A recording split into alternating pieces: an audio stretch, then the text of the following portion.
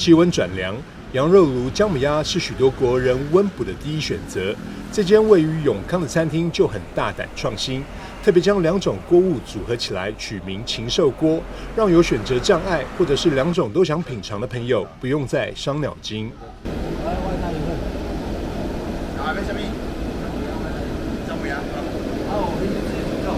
好，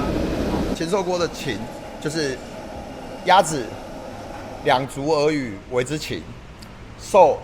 就是我们的羊肉炉，4足有毛为之兽。以现在的想法比较开放，大家都笑笑的，而且还蛮多客人进来跟我说：“老板，精生来几位？”对，我们反而想要让客人好记一点。对。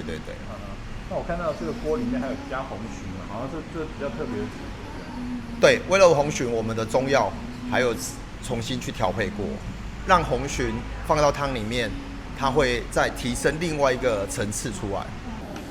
为让消费者品尝到浓郁汤头，老板会将每份鸭肉及羊肉用压力锅炖煮，把肉质精华全部熬成汤底。因此，他们家不管是羊肉炉或者是姜母鸭的汤头，喝起来都特别温润顺口。我们的汤头都是纯肉下去炖的，我们每一锅的炖起来的肉量跟汤量的比例是一个定额，对，所以我们是纯肉质。我们的做法跟其他人可能不太一样，我们没有熬煮一大锅的高汤，另外再加入，没有，我们的汤全部都是用鸭肉或者是羊肉下去炖的。